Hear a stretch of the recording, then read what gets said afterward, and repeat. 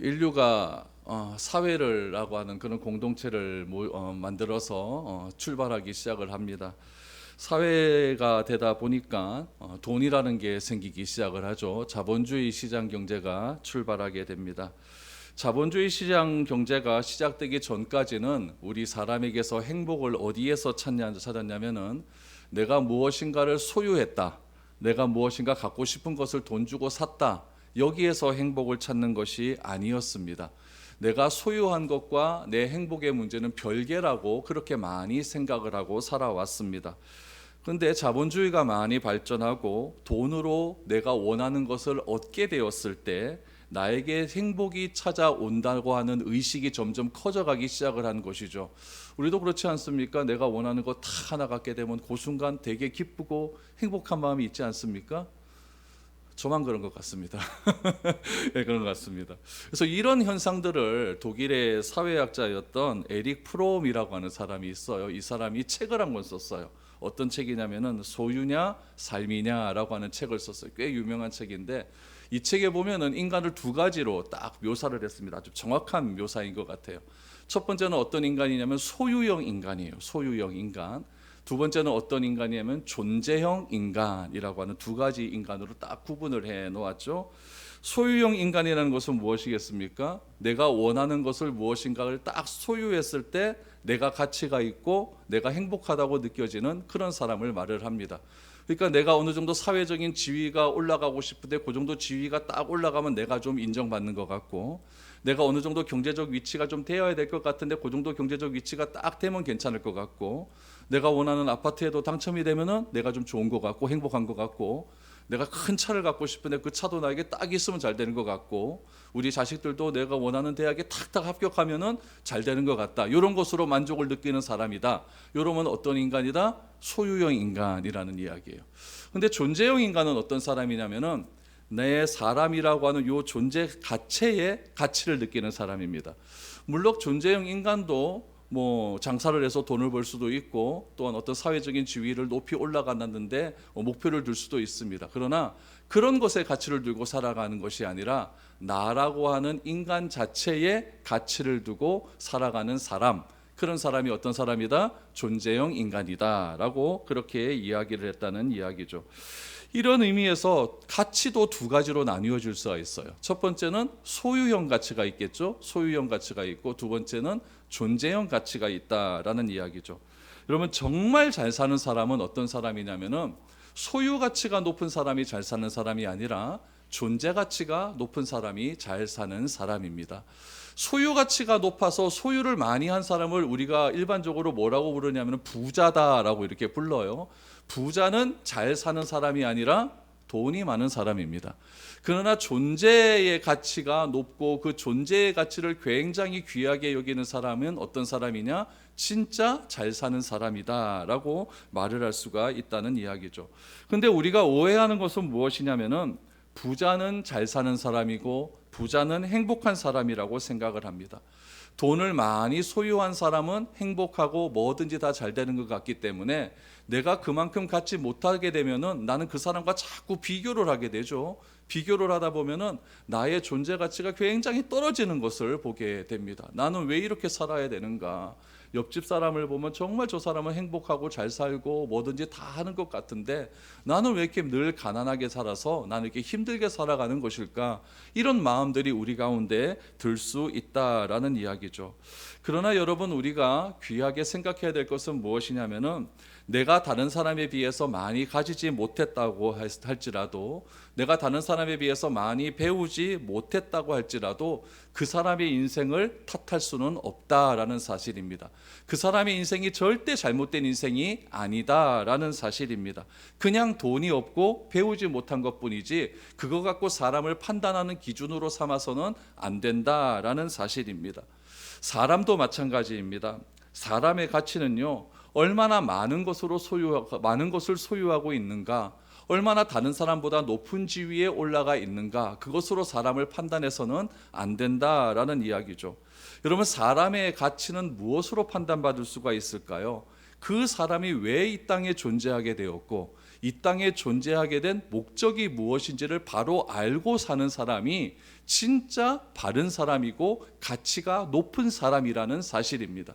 그런데 오늘날 우리가 살아가는 사회는 무엇으로 사람의 가치를 평가하죠? 얼마나 많은 것을 소유하고 있는가를 가지고 사람을 판단하고 사람을 정하기 때문에 이 교회도 자꾸 그런 식으로 흘러가다 보니까 교회가 성경적이지 않고 자꾸 세상과 구별이 없는 그런 교회가 되어져 간다라는 이야기죠.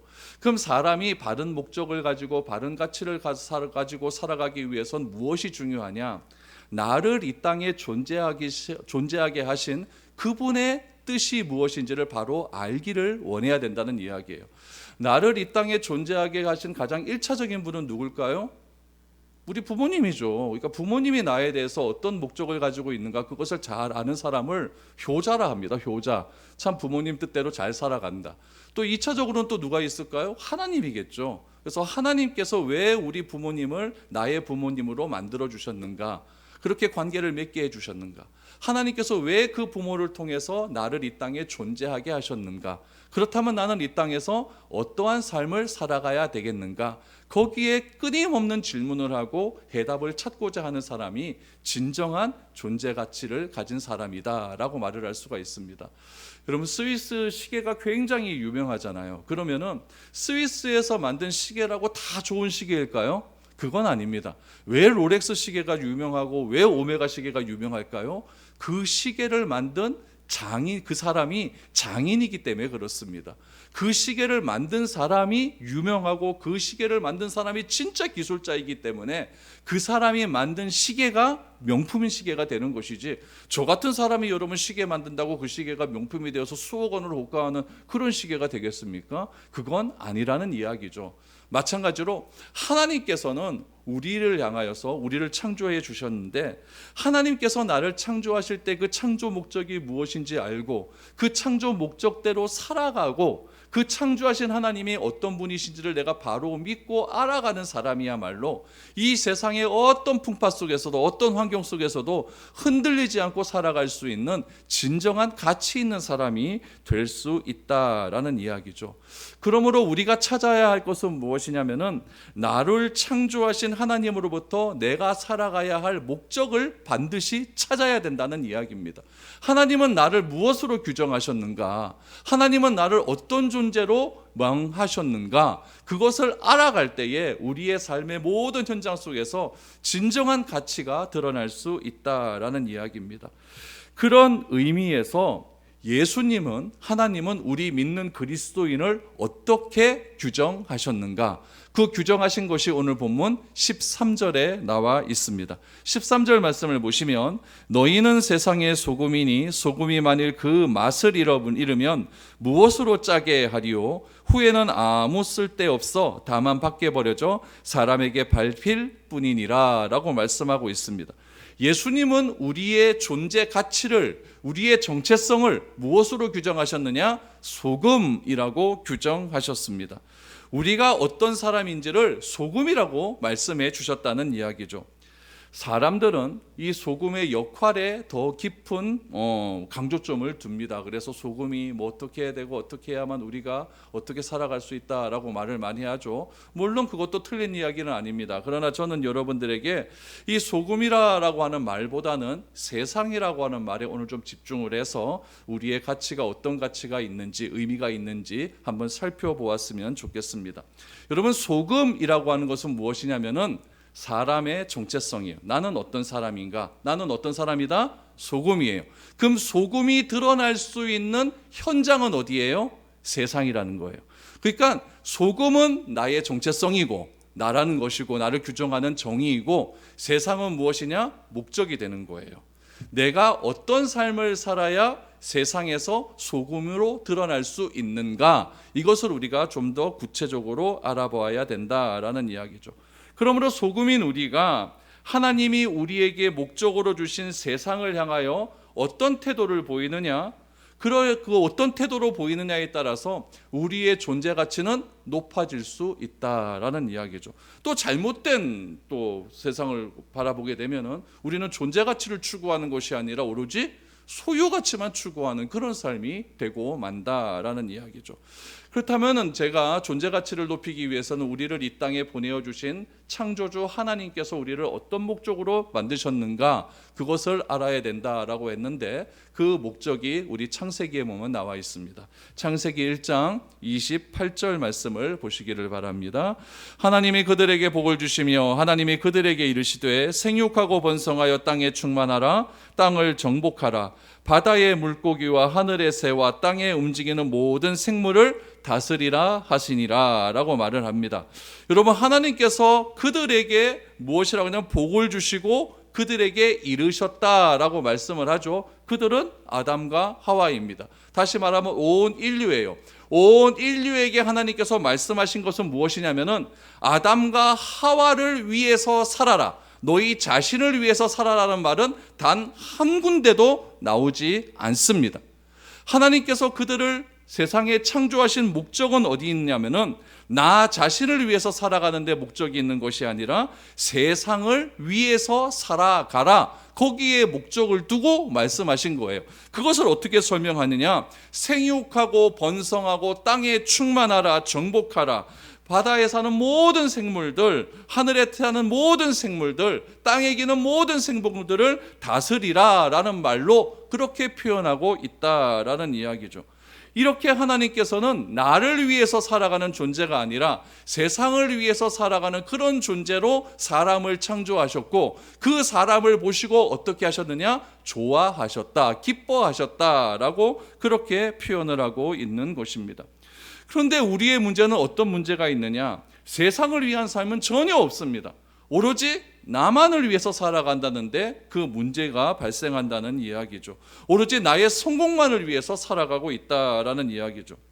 내가 살아가는 이유를 나를 이 땅에 존재하게 하신 하나님의 목적대로 살아가는 것이 아니라 어디에서 찾는다? 나에게서 찾는 거예요. 내가 더 성공하기 위해서 내가 어떻게 해야 되는가, 내가 더 높은 지위에 올라가기 위해서 내가 어떠한 삶을 살아야 되는가, 다 소유가치를 중심으로 그렇게 삶을 살아가고 있다라는 이야기죠. 그러다 보니까 나의 계획이 있어요. 나의 목적이 있어요. 그런 나의 계획과 목적을 위해서 살아가다 보니까 하나님이 나를 향한 계획과 목적보다 나의 계획과 목적을 더 우선시하는 경향이 보이게 된다라는 이야기죠. 여러분, 이것은 무엇이냐? 목적이 변질된 거예요. 목적이 변질되면 어떤 결과가 나오느냐? 결과도 변질됩니다. 오늘 성경은 목적이 변질되었기 때문에 결과도 변질된 상태를 오늘 13절에서는 무엇이라고 이야기하냐면은 그 맛을 잃었다라고 표현하고 있습니다.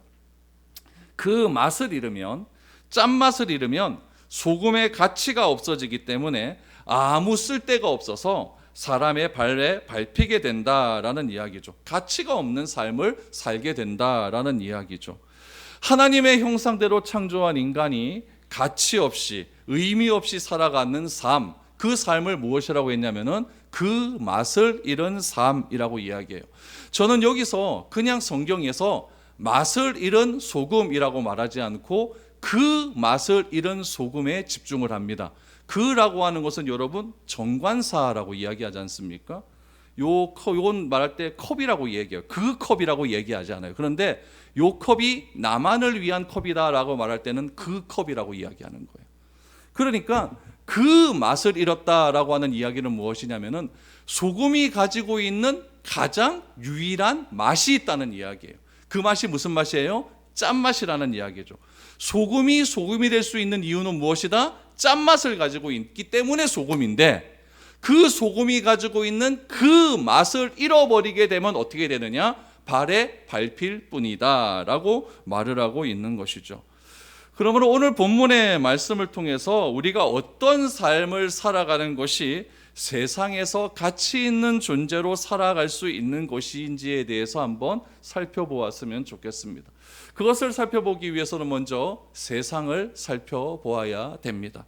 세상은 어떤 존재입니까? 세상은 그리스도인을 핍박하는 곳입니다.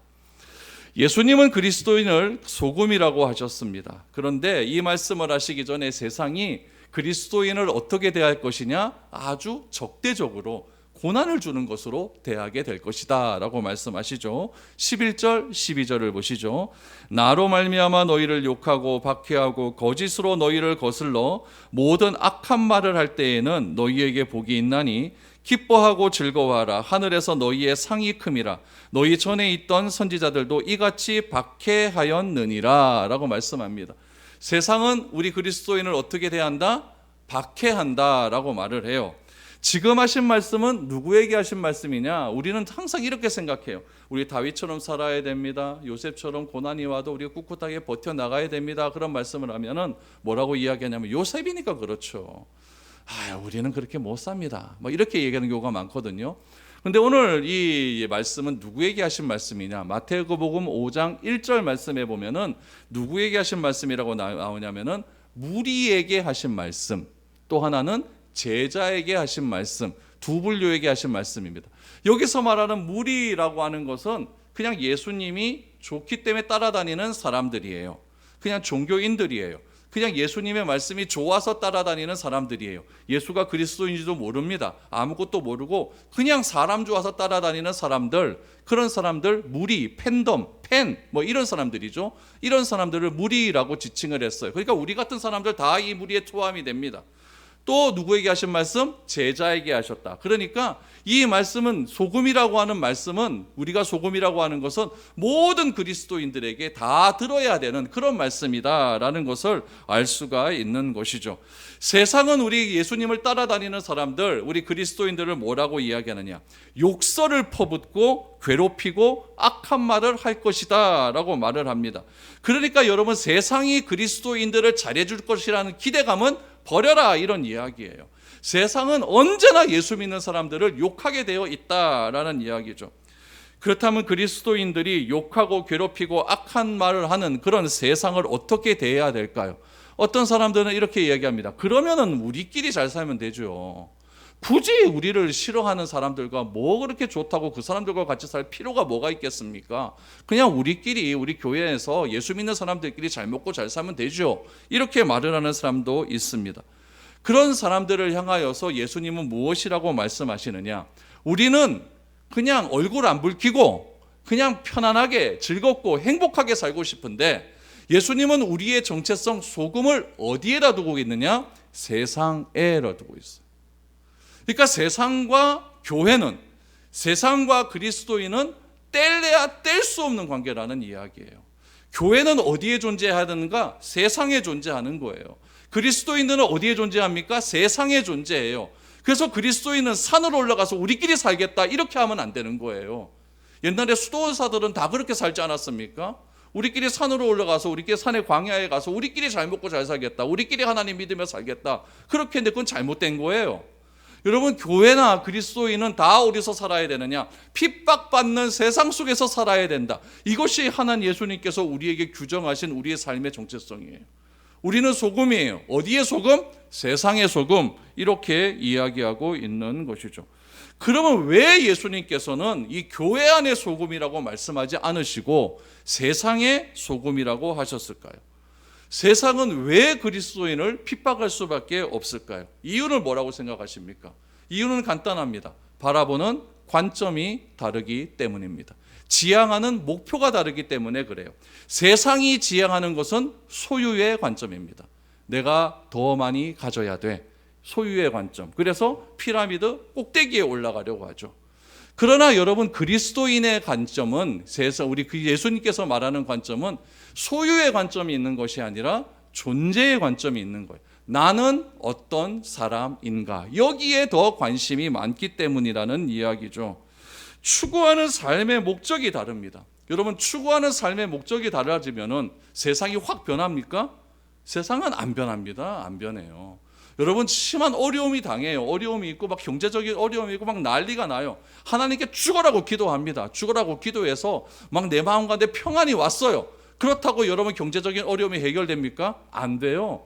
세상은 변하는 것 하나도 없습니다. 하나도 없어요. 사람들은요, 예수를 믿은 후에 충격적인 변화를 기대하지만 현실은 그대로입니다. 이런 문제는요, 제자들도 똑같이 생각을 했어요. 제자들도 예수님께서 예루살렘 성에 입성하시기만 하면 뭔가 천지가 진동할 것 같은 변화가 일어날 줄 알았어요.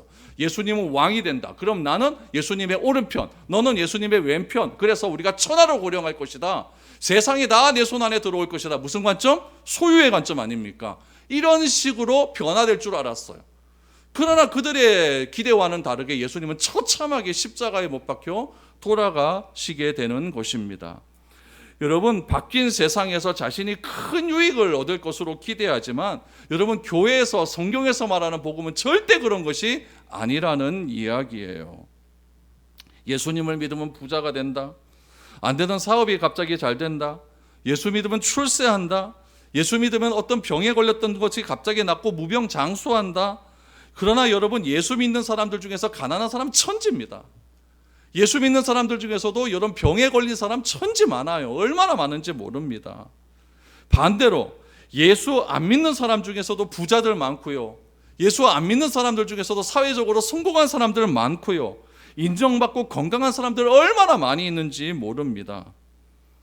여러분, 다른 사람은 됩니다. 예수님을 올바르게 믿으면 여러분, 사람은 변하게 되어 있어요. 환경은 변하지 않는다고 할지라도 누구는 변하느냐? 사람은 변하게 되어 있다는 이야기예요. 무엇으로 변화됩니까? 소유를 좋아하던 사람에서 존재의 가치를 좋아하는 사람으로, 무엇인가 내 것을 움직이며 나만을 위해 살아가는 사람에서 세상을 위한 사람으로, 내가 소금이라고 하는 분명한 존재 목적을 가지고 살아가는 사람으로 그렇게 변화되어 간다라는 이야기죠. 하나님을 중심의 가치를 중요하게 여기며 그렇게 살아가게 되는 것입니다. 여러분, 이것이 복음의 능력이에요. 다른 것이 능력이 아니에요. 그래서 나와 다른 가치를 가진 사람들이 세상이 나를 핍박하는 겁니다. 그래, 예수 믿어갖고 너 잘 되는 게 뭐가 있더노? 나보다도 안 되지 않느냐? 이런 소리 한 번쯤은 다 들어봤을 것 아닙니까? 저는 이런 얘기도 들어봤어요. 네 나이 40, 50 먹도록 아직까지 시험 보나? 이런 얘기도 들어봤어요. 그러니까 세상은 여러분 여러 가지 것으로 유혹을 합니다. 정말 많은 것으로 유혹을 해요. 그러나 그리스도인의 정체성은 무엇이냐? 세상으로부터 핍박받는 정체성을 가지고 있다. 왜 핍박받느냐? 우리가 보는 관점이 다르기 때문이다 라는 것을 예수님은 먼저 우리에게 말씀을 해 주셨습니다. 그리고 나서 예수님께서 말씀하시는 것이 무엇이냐면은 그리스도인은 존재형 인간을 추구해야 된다라고 말씀을 하십니다.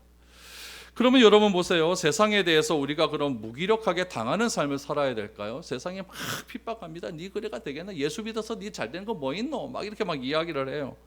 그러면 여러분, 세상을 원망하고 하나님을 원망하고 왜 나를 찾아오셨습니까? 왜 나를 찾아오셔서 예수 믿게 만들었습니까? 이렇게 원망하는 삶을 살아야 될까요? 아닙니다. 예수님은 여러분, 우리가 원망하지 아니할 수 있도록 분명하게 우리의 정체성을 말씀해 주셨어요. 너희는 세상의 소금이니 라고 말씀해 주셨어요. 이 말씀은 우리가 세상에 대해서 어떤 생각을 가지고 살아가야 되는지를, 우리를 핍박하는 세상에 대해서 어떤 생각을 가지고 우리는 어떤 삶을 살아야 되는지를 분명히 규정짓는 말씀입니다. 세상은 변한 게 하나도 없습니다. 환경은 변화된 게 하나도 없어요. 그러나 우리가 소금의 삶을 살아갈 때에 가치관과 사고방식과 삶의 철학이 다른 세상 사람들과는 구별된 삶을 살게 됩니다. 초대교회 교인들이 오순절에 성령의 충만함을 받게 됩니다. 그들은 성령 체험을 받고 난 다음에 다른 사람이 되었어요. 소유형의 인간에서 존재형 인간으로 변하게 되었습니다. 세상에서 그들도 똑같이 살아갔습니다. 예루살렘이라고 하는 지역에서 똑같이 그들도 살아갔어요. 그러나 그 예루살렘에서 살던 사람들과는 여러분 정반대의 사람이 되고 마는 것이죠. 그러니까 오순절에 성령이 임한 사람들을 보고 그 사람들이 뭐라고 이야기하냐면 저 사람 술에 취한 것 아니냐 막 이런 식으로 이야기할 정도로 완전히 이상한 사람들이 되어버리고 말았다는 얘기죠. 소유형 인간에서 존재형 인간으로 변하게 되자 여러분 자신의 소유를 누구 하나 욕심내는 사람들이 없기 시작을 합니다. 사도행전 2장 44절에서 47절 말씀을 보시죠. 믿는 사람이 다 함께 있어 모든 물건을 서로 통용하고 또 재산과 소유를 팔아 각 사람의 필요를 따라 나눠주며 날마다 마음을 같이하여 성전에 모이기를 힘쓰고 집에서 떡을 떼며 기쁨과 순전한 마음으로 음식을 먹고 하나님을 찬미하며 또 온 백성에게 칭송을 받으니 주께서 구원받는 사람을 날마다 더하게 하시니라 라고 말합니다. 성령 충만받은 사람들이 경험한 것은 무엇이었느냐? 여러분, 내 것이 네 거, 네 것이 내 거, 이 얘기가 아니에요. 소유를 중요하게 여겼던 그 가치에서 내 옆 사람, 힘들고 어려운 사람들이 눈에 보이기 시작한 거죠. 예전에는 그 사람들이 보이지 않았습니다. 예전에는 똑같이 유대 회당에서 같이 예배 드리고 하나님 말씀 배웠는데 성령 충만 받기 전에는 그 사람들이 잘 보이지 않았어요. 그런데 소유형 인간에서 존재형 인간으로 바뀌어버리고 나니까 불쌍한 사람들이 보이기 시작하는 거죠. 그래서 내 것을 내놓게 되는 거예요. 내 것을 내놓게 되는 것이죠. 그러다 보니까 어떤 일들이 일어납니까? 각자 필요에 따라서 나누어 주고 날마다 마음을 같이 했다라는 이야기죠. 그곳에 모인 사람들이 다 소유형 인간이 아니라 이제는 존재형 인간, 나는 세상의 소금으로 살아가야 된다라고 하는 진정한 그리스도인으로서 변화되기 시작을 했다는 이야기예요. 자기의 이익과 유익을 위하여 남을 짓밟고 착취하며 사람들의 모든 것들을 빼앗던 그런 사람들이 타인의 이익과 유익을 위해서 내 것을 내놓는 사람들이 되고 만 거예요. 무엇으로 변합니까? 창세기 1장 28절에서 하나님께서 인간을 창조하시고 말씀하신 그대로의 모습으로 변하기 시작한 것이라는 거죠. 그것이 여러분 진정한 그리스도인의 모습이었다는 이야기죠. 그런 모습들이 예루살렘 온 사방에 퍼지게 되자 결론이 무엇입니까? 구원받는 사람을 날마다 더하게 하시니라. 여러분, 이것이 부흥입니다. 사람 모이는 것이 부흥이 아니라 내가 소유형 인간에서 가치형 인간으로 변화되어질 때 사람들이 놀랍게 모이게 되고 주께서 날마다 구원받는 사람들을 더하게 하시는 그 일이 진정한 부흥이라는 이야기예요. 진정한 회복이라는 이야기죠. 그 회복함이 어디서 일어났습니까? 초대교회에서 일어나기 시작을 했다는 이야기죠. 나만을 위한 삶이 아니라 주변의 이웃을 위한 삶으로 함께 나누기 시작할 때 그런 일들이 일어나게 된 거예요. 이 사실을 누가 알았느냐? 사도 바울이 알았어요. 바울이 알고 바울이 고린도 교회 성도들에게 무엇이라고 이야기했느냐? 고린도후서 5장 15절 말씀, 저는 이것은 정말 그리스도인의 정체성이라고 생각합니다. 우리 이 말씀 같이 한번 읽어볼까요? 시작. 그가 모든 사람을 대신하여 죽으심은 살아있는 자들로 하여금 다시는 그들 자신을 위하여 살지 않고 오직 그들을 대신하여 죽었다가 다시 살아나신 이를 위하여 살게 하려 함이라. 아멘. 이것이 소금의 삶이에요. 이것이 존재형 인간의 삶이에요. 이것이 진정한 가치 있는 삶이라는 이야기죠. 자신을 위한 삶이 아니라, 여러분 보세요. 그가 모든 사람을 대신하여 죽으심은 살아있는 자들로 다시는 그들 자신을 위하여 살지 않고 오직 그들을 대신하여 죽었다가 다시 살아나신 이를 위하여 살게 하심이라. 여러분, 이거는요, 제가 헬라어 원문을 보니까 다 현재형으로 기록되어 있어요. 지금 이 순간부터 그리스도를 위한 삶으로 바뀌었다. 이웃을 위한 삶으로 바뀌었다라고 말을 하는 것이죠. 우리가 이런 삶을 살게 되면 진짜 세상은 변하게 되어 있습니다. 다른 걸로 변화되는 것이 아니라는 이야기죠. 그러므로 소금의 삶은 어떤 삶이냐? 자신을 위한 삶이 아닙니다. 누구를 위한 삶일까요? 세상을 위한 삶이에요. 이 세상에는요, 우리의 이웃이 있어요. 여러분, 세상이라 그러면 여러분 월드 그래갖고 막 넓은 세상 이걸 얘기하는데, 여러분 그렇게 너무 넓게 생각하지 마십시오. 우리가 뭐 넓은 세상 속에서 우리가 뭐 그렇게 드러낼 게 뭐가 있겠습니까? 그러니까 내 옆에 있는 사람이에요. 내 옆에 있는 사람, 나하고 자주 만나는 사람, 그 사람이에요. 또 우리 아파트 같이 사는 오르락내리락 하는 그 사람들이에요. 그 사람들. 우리에게 가족이 있고 우리에게 이웃이 있지 않습니까? 아직도 주님을 모르는 사람들이 있지 않습니까? 내가 일하는 직장에도 그런 것과 똑같은 세상 아니겠습니까? 내가 거래하고 있는 거래처도 다 세상입니다. 그 사람들을 위해서 우리가 살게 되는 것이라는 것이죠. 그것이 세상에서의 소금의 삶이다라는 거죠. 그렇게 살아갈 때에 그리스도인의 존재 가치는 점점 높아지게 된다라는 것이죠. 그렇게 되면 예수 그리스도의 이름이 수치를 당하고 소금처럼 밝히고 있는 이 세상에서 우리 때문에 예수님의 이름은 높임을 받게 되는 것입니다. 참 희한하죠? 세상은 우리를 핍박하는데 세상에서 우리가 소금의 역할을 감당하면 세상이 그리스도를 높여줍니다. 정말 희한한 그런 논리가 우리에게 적용되는 것이죠. 그래서 우리는 이 세상 속에서 존재 가치를 높이는 삶을 살아갈 때 세상 속에서 소금의 역할을 잘 살아갈 수 있다라는 이야기죠. 세 번째는 존재 가치를 버리게 되면, 존재 가치가 사라지게 되면 여러분 버림을 받는다라는 사실을 기억하셔야 됩니다. 존재 가치가 사라지면 뭐 받는다? 버림받는다. 13절 보십시오. 너희는 세상의 소금이니 소금이 만일 그 맛을 잃으면 무엇으로 짜게 하리요? 후에는 아무 쓸데없어 다만 밖에 버려져 사람에게 밟힐 뿐이니라. 세상의라고 하는 표현을 통해서 우리는 우리와 교회가 무엇을 위해서 존재해야 되는가를 잘 기억해야 됩니다. 그럼 우리나라에 처음 복음이 들어왔었을 때 우리나라의 교회는요, 처음 교회는 전적으로 세상을 위한 교회였습니다. 나만을 위한 교회가 아니에요. 세상을 위한 교회였습니다. 한국 교회는요, 예배당을 먼저 짓기 전에 병원을 먼저 지었어요. 예배당을 먼저 짓기 전에 학교를 먼저 지었어요. 왜 그럴까요? 병원에서 약하고 헐벗고 있는 사람들, 돈 때문에 아무 치료를 받지 못하는 사람들을 그리스도의 사랑으로 먼저 고쳐주기 위하여서 그렇게 여러분 병원을 먼저 지었던 거예요.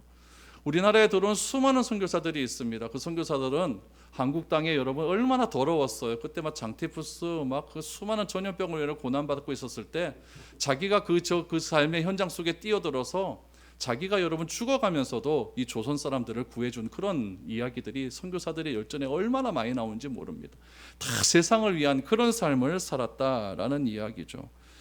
나라가 일본에 빚을 너무 많이 줘서 경제적인 속국이 되었을 때에 교회가 앞장서서 일으킨 운동이 무엇입니까? 국채보상운동 아닙니까? 이런 일들도 있었어요. 3.1 운동이 일어났을 때 가장 많이 투옥된 사람들은 기독교인이었습니다. 왜 그들이 그렇게 3.1 운동을 일으켰을까? 이유는 딴 거 없어요. 세상을 위한 그리스도인들, 교회는 세상을 위하여서 살아야 되기 때문에 그렇다라는 이야기죠. 당시 기록들을 보면 당시에 일본 순경들은요, 교회를 다닌다라고 하면 주의할 인물이라고 그렇게 인식을 했다고 해요. 그러면서 우리 조선 사람들을 기독교인이라고 하면 애국자라고 그렇게 인식하는 내용도 있습니다. 다음 주에 이제 책이 제가 하나 나오는데 의성군의 3.1 운동에 관한 연구를 하나 해서 책을 하나 이렇게 연구 자료가 나옵니다. 나오는데 의성군 안평면이라고 하는 곳이 있어요. 안평면이라고 하는 곳이 있는데 그곳에서 3.1 운동이 일어났습니다. 3.1 운동이 일어났는데 3.1 운동은 3월 1일 날 일어난 운동 아닙니까? 의성군 안평면에는요 3월 14일부터 19일까지 5일 동안 일어났어요. 안평면과 도리원에서 일어났는데 여러분 그 5일 동안 29번에 걸쳐서 3,000명 이상의 사람들이 모였어요. 그들이 모일 수 있는 이유는 무엇이었냐면 교회는 조직적인 공동체였기 때문에 그렇습니다. 교회 안에 있는 사람들이 다 세상으로 나간 거예요. 세상으로 나가서 그런 일제의 만행을 억압한 그런 일제의 만행을 규탄하면서 대한조선의 독립을 그렇게 외쳤던 기록들이 있습니다. 그 대표적인 교회가 여러분 대사교회라고 지금도 존재합니다. 대사교회예요. 제가 이제 다음 주에 그 교회 한번 가보려고 하는데 그 대사교회에서 그런 일들이 굉장히 크게 일어났다라는 이야기죠. 한국 교회는요 존재 목적대로 존재하는 교회였어요.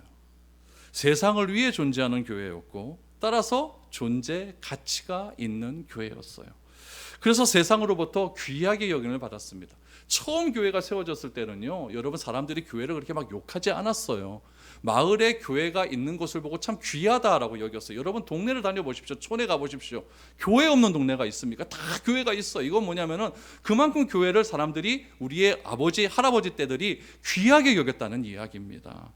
그것이 한국교회가 부흥하고 성장한 중요한 터대가 되고 기초가 된 겁니다. 그런데 요즘 한국교회는 어떤 가치를 추구하는 것 같아요? 다 소유 가치를 추구합니다. 우리 교회에 몇 명 모이는가 그게 최우선이에요. 우리 교회에 얼마나 큰 건물이 있는가 이게 최우선이에요. 거기에 따라서 권력이 올라갑니다. 이런 것들만 자꾸 추구하고 이런 것들을 자꾸 교회에서 으쌰으쌰 하다 보니까 여러분, 교회의 전도사님들이 제일 먼저 시작하려고 하는 것이 무엇이냐면은 목회를 배우고 목회 속에서 진정한 하나님의 나라와 의가 무엇인지를 배워야 되는데 어떻게 하면 대형 교회가 갈까? 이거를 먼저 추구하기 시작하는 거예요. 이러니까 교회가 망해지기 시작하는 거죠. 여러분, 교회는요, 존재 가치를 높여야 돼요. 왜 교회가 이곳에 존재하는가? 왜 미래로 교회가 이곳 6층 화원읍 여기에 존재하는가? 이 존재 가치를 높여야 되지, 소유 가치가 우리의 목적이 되어서는 안 된다는 이야기예요. 제가 말씀드렸죠. 목적이 변질되면은 결과도 변질돼요. 목적이 변질되면은 우리는 그 맛을 잃어버린 교회가 되고 만다는 이야기예요. 우리는 어떻게 부흥을 경험해야 되겠습니까? 우리는 어떻게 회복을 경험해야 되겠습니까? 우리의 존재 가치를 높임으로 우리의 회복, 우리의 부흥을 경험할 수 있는 그런 교회가 되어야 된다라는 이야기죠. 초대교회 때 여러분, 사람들 모이라고 했습니까? 안 모였습니다. 믿지 않는 사람들이 그냥 모였습니까? 아니에요. 그러나 그들 눈에 사람들이 보이기 시작한 거죠. 그들의 눈에, 성령 충만한 사람들 눈에 소유 가치에서 존재 가치로 변한 사람들의 눈 속에 무엇이 보이느냐? 우리의 이웃이 보이기 시작한 거예요. 세상이 보이기 시작한 거예요. 그들을 향하여서 눈길을 보내고 그들을 향하여서 교회의 사랑을 실천했더니 주께서 날마다 어떤 사람? 구원받는 사람을 더하게 하신 것이지 그냥 사람을 더하게 하신 것이 아니라는 이야기예요. 교회는 거기에 존재 이유가 있는 것입니다. 저는 미래로 교회가 그런 교회가 되었으면 좋겠습니다. 진짜 성경적인 교회는 어떤 교회냐? 존재 가치가 높아지는 교회예요. 예수 그리스도의 이름이 높아지는 교회예요. 내가 소금으로서의 역할을 잘 행할 수 있는 그런 교회가 되어야 되는 겁니다. 내 주위의 이웃의 아픔이 보여야 되는 거예요. 그것이 보이지 않으면 우리도 똑같죠. 소유 가치가 높아지는 교회죠. 미국의 교회 다 문 닫아갖고 지금 술집 되는 그런 교회 우리도 따라갈 수밖에 없는 것이죠. 유럽의 교회들 다 관광지 되고 그거 따라갈 수밖에 없는 그런 교회가 될 수밖에 없는 것이죠. 여러분, 존재적 그리스도인이 아니라 소유적 그리스도인이 되어야 되는 것입니다. 하나님은 창세기 12장에서 그래서 아브라함을 축복하시면서 뭐라고 하셨느냐? 너는 세상의 복의 통로다라고 그렇게 말씀을 해 주셨어요. 세상이 그리스도인 때문에, 세상이 아브라함 너 때문에 복을 얻게 될 것이다, 그렇게 말씀을 해 주신 것이죠. 그런데 세상을 향해서 이 교회가 이제 복을 주는 삶이 아니라 오히려 세상이 우리를 걱정하는 삶이 되고 말았다는 이야기죠. 세상은 여러분 우리의 소명입니다. 세상은 우리의 목적이에요. 우리는 세상의 소금이 되어야 되고, 뒤에 보면 빛이라고 하는 개념도 나오지 않습니까? 빛이 되어야 해야 돼요. 세상의 복이 되어야 합니다. 교회와 그리스도인의 존재 목적은 내가 아니라, 이 교회에 있는 것이 아니라 세상에 있는 것입니다. 그 세상을 향해 하나님께서는 독생자 예수 그리스도를 죽이시면서까지 사랑하셨습니다. 그런 의미에서 교회는 세상을 위해서 더욱더 공부해야 됩니다. 세상을 위하여 돈 많이 벌어야 됩니다. 세상을 위하여 출세도 해야 됩니다. 세상을 위하여 예수 믿는 법을 새롭게 배워야 됩니다. 그래서 공부해서 남 주고, 돈 많이 벌어서 남 주고, 출세해서 남 주고, 예수 믿어서 남 주는 버릇을, 우리 그 방법을 배워가야 한다는 이야기죠. 어디서 배웁니까? 교회에서 배워야죠. 교회에서 배워야죠. 그렇지 않으면 세상에서 그 맛을 잃어버린 소금이 될 수밖에 없는 겁니다. 1세기의 소금은요, 예수님 시대의 소금은요, 오늘날 우리 시대의 소금과 달랐어요. 여러분 진짜 비싼 소금 안 먹어봤어요? 저 진짜 비싼 소금 안 먹어봤는데 그거 딱 한 먹어보니까 소금이 짠데 맛있어요. 약간 달달이한데 맛있어요. 하여튼 돈 많이 벌어서 한번 먹어보세요. 그냥 우리가 일반 시중에 사는 그런 소금이 아니에요. 진짜 맛있는 소금이에요. 맛있는 소금이에요. 근데 1세기의 소금은요, 어디서 얻는 소금이었냐면 그냥 바위에서 뜯어내는 소금이었거든요. 그러니까 지금의 소금과는 좀 달랐어요. 바위에서 소금을 뜯어내다 보니까 흙이 섞여 있는 거잖아요. 그래서 고열을 막 가하다 보면 어떻게 되냐면은 그 소금이 변질이 되어버려요. 그래서 무게 다 녹아버립니다. 그러니까 소금을 제대로 수출하는 방법들을 그 당시엔 잘 몰랐기 때문에, 오늘은 좀 잘 몰랐기 때문에 잘못하다가는 소금이 참 이상하게 되어버린다는 얘기예요. 그래서 지금도 그 당시에는요, 갈릴리 호수 주변에 가보면 버려진 소금들이 정말 많이 있었다고 해요. 왜 그러냐면은 소금의 축출법을 잘못 사용함을 통해서 그 맛을 잃어버린 소금들이 길바닥에 널려 있었다는 이야기죠. 그래서 사람들이 다 밟고 지나갔다는 이야기죠. 예수님은 산상수를 하시는 그 언덕, 갈릴리 언덕이 갈릴리 바다가 보이는 그 언덕 위에서 그 언덕에서 소금을 바라보면서 사람에게 밝히는 그 소금을 바라보면서 너희는 세상의 소금이라. 너희가 그 맛을 잃어버리면 사람에게 밝힐 뿐이다. 이렇게 말씀하신 겁니다. 그 말을 들은 많은 무리들이 생각했을 겁니다. 아, 우리는 소금을 역할을 해야 되겠구나. 저렇게 발에 밟히는 그런 사람들이 되어서는 안 되겠구나. 여러분, 저는 우리 교회가 우리 성도들 모두가 세상을 향해서 그 맛을 낼 수 있었으면 좋겠습니다. 그래서 세상 사람들이 좋아하고 찾아주는 그런 맛집이 되었으면 좋겠습니다. 우리는 이미 세상의 소금이 되었습니다. 여러분, 이게 굉장히 중요한데 소금이 되기를 원한다가 아니에요. 너희는 세상의 소금이다 라고 이미 말씀하셨어요. 그러니까 우리는 세상의 소금이에요. 그러니까 내가 소금이 되는 짠맛을 내려고 노력하는 것이 아니라 있는 그대로의 모습에서 짠맛이 나오면 되는 거예요. 여러분, 소금이 자기가 노력한다고 짠맛을 냅니까? 그거 아니잖아요. 아니에요. 그냥 소금이니까 짠맛 나는 거고, 빛이니까 환하게 비춰지는 거고, 설탕이니까 단맛 나는 거지 노력해서 되는 건 아니라니까요. 우리도 마찬가지예요. 주님이 우리를 향해서 소금이라고 했으면 우리 그냥 소금이에요. 그러니까 소금된 우리는 그냥 우리의 삶을, 성령 충만한 삶을 그렇게 살아갈 때에 짠맛이 나면 되는 것이지, 내가 소금된 삶을 살려고 막 노력하다가 막 어그러지고 막 이런 거를 뭐라고 얘기하냐면 위선이라고 합니다. 억지로 하려고 하는 것. 그렇게 하지 마시고 우리는 이미 소금되었기 때문에 그냥 소금으로서의 삶을 살아가시면 됩니다. 그래서 존재형 인간으로 살아가다가, 소금으로 살아가다가 행여나 핍박받을 수 있어. 아우, 저 별나대. 자 때문에 우리 분위기 다 깨졌대. 뭐 이런 얘기 들을 수 있어요. 그러나 여러분, 주님께서는 의를 위하여 핍박받는 자는 복이 있고 그런 삶이 하늘의 상이 크다라고 말씀을 해 주셨습니다. 저는 오늘 하루도 여러분들이 소금의 삶을 잘 살아갈 수 있기를 바랍니다. 그래서 여러분들을 통하여서 많은 사람들이 회복되어지고 변화받아서 이 몸된 주의 몸된 교회에 주를 믿는 사람들이 날마다 더해져가는 아름다운 교회가 되어져 갈 수 있도록, 진짜 부흥을 경험하는 그런 교회가 될 수 있도록 우리 한 사람 한 사람들의 소금된 역할을 잘 감당하는 존재형 인간으로서의 삶을 살아갈 수 있는 우리가 될 수 있기를 축복드립니다.